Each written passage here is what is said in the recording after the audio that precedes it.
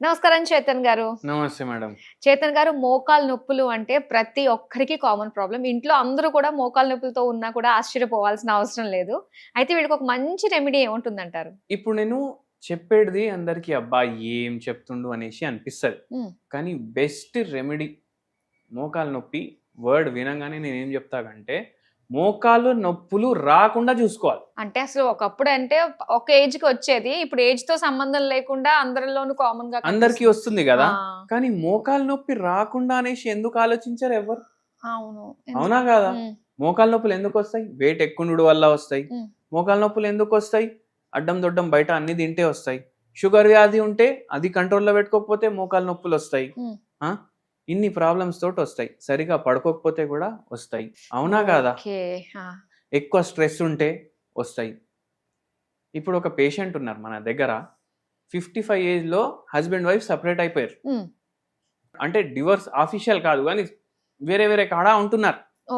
పిల్లలేమో నాయనకు సపోర్ట్ చేస్తున్నారు, వైఫ్కి ఏమో పిల్లలు సపోర్ట్ చేస్తలేరు. అరే నువ్వే కొట్లాడతావు డాడీ తోటి, నువ్వే పరేషాన్ చేస్తావు డాడీకి, ఇట్లా అనేసి యాంటీ అయ్యారు. మళ్ళా తర్వాత ఏమో జర అమ్మని ఒంటరిగా ఎట్లా చేయాలనేసి మళ్ళా కలిసిపోయారు. కానీ ఏమైంది ఈ ప్రాసెస్లో? ఆ పేషెంట్కి చాలా స్ట్రెస్ అయిపోయింది. దాని తర్వాత పేషెంట్కి మోకాలు నొప్పులు స్టార్ట్ అయినాయి. అయితే అందరికి రావడంలో తప్పు లేదు, అనుభవిస్తున్న అందరూ స్ట్రెస్ తీసుకోవాల్సి వస్తుంది వాళ్ళు చేసేవారు. అట్లా కాదు మేడం. ఇప్పుడు కొందరికి ఏదో ప్రాబ్లం అయి వచ్చినాయి అనుకోండి. ఇప్పుడు ఎవరికో ఫైనాన్షియల్ ప్రాబ్లం తర్వాత ఏదో పెద్ద ప్రాబ్లం అయి దాని తర్వాత మోకాలు నొప్పులు స్టార్ట్ అయినాయి అనుకోండి. ప్రతి పేషెంట్కి ప్రాబ్లం ఉంటుంది కదా. ప్రతి ఒక్కరికి రోగాలు ఎందుకు రావు? ఎందుకంటే కొందరు ఉన్న ప్రాబ్లం గురించే ఎక్కువ ఆలోచిస్తారు. దాని తర్వాత వాళ్ళకు రోగాలు స్టార్ట్ అవుతాయి. ఇప్పుడు ఒక లేడీ ఉన్నారు, 6 పిల్లలు, 8 మంది పిల్లలు ఉన్నారు అనుకోండి. ఇప్పుడు ఈ లేడీ చనిపోతే అందరు ఈక్వల్గా రియాక్ట్ అవుతారా? మీరు చెప్పండి, అవునా కాదా? సో అట్లా ఉంటుంది. కొందరు సెన్సిటివ్ ఉంటారు, కొందరు ఓవర్ సెన్సిటివ్ ఉంటారు, కొందరు టోటలీ సెన్సిటివ్నెస్ వాళ్ళలో ఉండదు. అయితే ఏంది అంటే మనం ఏదైనా సిచ్యువేషన్కి ఎట్లా రియాక్ట్ అవుతారు అది కూడా మనం చూసుకోవాలి. ఎక్కువ దేని గురించి ఆలోచనలు పెట్టుకోవద్దు.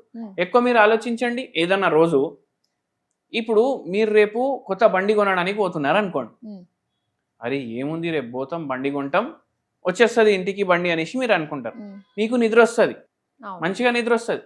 ఇంకొకటి అరే బండి కొంటున్నా, రెడ్ కలర్ కొంటున్నా, మళ్ళీ ఇట్లా ఉంటుంది, మళ్ళీ అడికెళ్ళి తెచ్చేటప్పుడు ఏమైనా స్క్రాచ్లు పడితే అది పరేషాని, అన్ని ఆలోచించుకుంటా వానికి నిద్ర రాదు. అంటే హ్యాపీ మూమెంటే నిద్రని పాడు చేస్తుంది, సాడ్ మూమెంట్లు నిద్రని పాడు చేయవా చెప్పండి? చేస్తాయి. అట్లా అయితే అట్లా మనం రోగాలు ఇన్వైట్ చేసుకుంటాం. ఈ పేషెంట్కి ఏంది పరేషాని అంటే ఇప్పుడు నేను చెప్పినా కదా, హస్బెండ్కి ఈమెకి గొడవలు అయినాయి. ఇప్పుడు వీళ్ళిద్దరికి పెళ్లి అయినప్పటి నుంచి గొడవలు నడుస్తూనే ఉన్నాయి, కానీ నొప్పులు రాలేదు. వాళ్ళ హస్బెండ్కి ఎక్స్ట్రా మ్యారిటల్ ఉంది అనేసి ఆమెకి అర్థమైంది. దాని తర్వాత ఇవి వచ్చినాయి, స్ట్రెస్ తీసుకుంది ఆవిడ. ఈ పేషెంట్కి మోకాలు నొప్పులు ఉన్నాయి, కానీ డైలీ హస్బెండ్ నా కాలు నొప్పు అనేసి నైట్ టైం చెప్తుండే. ఇప్పుడు ఈమె గురించి ఎవరు ఆలోచిస్తలేరు అనేసి ఈ పేషెంట్ బాధ. అయితే ఎన్నో ఇట్లా అయితేనే ఉంటాయి. సెన్సిటివ్ ఉన్నోళ్ళు ఎప్పుడు ఆలోచిస్తారో మనకు తెలియదు. వెయిట్ ఎక్కువ ఉంటే కూడా మోకాల మీద ఎక్కువ బరువు పడుతుంది, అవునా కాదు? బరువు పడకుండా చూసుకోండి మీరు. ఫస్ట్ నుంచి వెయిట్ ని కంట్రోల్లో పెట్టుకోండి. ఇట్లా ఎక్కువ ఆలోచించకండి, టైంకి పడుకోండి, టైంకి లేవండి. ఇట్లా చేస్తే రావు మోకాలు నొప్పులు. అట్లా మళ్ళా ఒక హోమ్ రెమెడీ కూడా చెప్పినాము. పేషెంట్కి మొత్తం తగ్గింది, హోమ్ రెమెడీ కూడా చెప్పినాము. ఏం చెప్పినామంటే అంటే పచ్చి పసుపు కొమ్ము ఉంటది కదా, అది తీసుకోవాలి. పసుపు కొమ్ము ఎంత సైజు ఉంటుందో అంతే సైజ్ జింజర్ కొమ్ము కూడా తీసుకోవాలి. ఇవి 2 దంచుకోవాలి, కలిపేసి దంచుకొని దీన్ని వాటర్లో బాయిల్ చేయాలి. వాటర్లో బాయిల్ చేసి ఇది ఫిల్టర్ చేసుకోవాలి. ఫిల్టర్ చేసుకొని డైలీ ఒక పూట తాగాలి.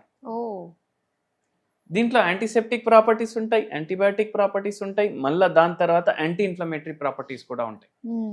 ఏం చేస్తుంది అంటే జర రిలీఫ్ ఇస్తుంది, ఇది జర మంచి రిలీఫ్ కూడా ఇస్తుంది. దీంతో పాటు మనం హోమియోపతి మందులు ఇస్తాం, మంచిగా తగ్గుతుంది.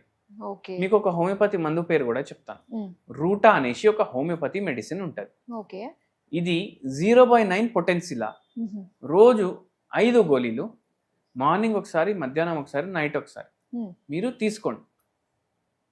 తీసుకుంటే ఏమవుతుందండి, జర్ర రిలీఫ్ ఉంటుంది. కానీ బాగా డ్యామేజ్ అయినాయి, గ్రేడ్ 3 ఉంది, గ్రేడ్ 4 ఉంది, ఆపరేషన్కి వెళ్ళే పరిస్థితి ఉంది, అప్పుడు మీరు మన క్లినిక్కి వస్తే మనకు ఏంది నొప్పి కూడా తగ్గుతుంది, ఆపరేషన్ లేకుండా హోమియోపతి మెడిసిన్స్ తోటి. ఓకే. సో అది మీరు చేసుకోవచ్చు. మీకు జర్రా మోకాలు నొప్పులు అయినాయి, ఒక 5-6 రోజుల నుంచి ఉన్నాయి, నెల నుంచి ఉన్నాయి, మీకు అంత డ్యామేజ్ లేదు మోకాళ్ళు అంటే ఇది బేసిక్ రెమెడీ ఇది.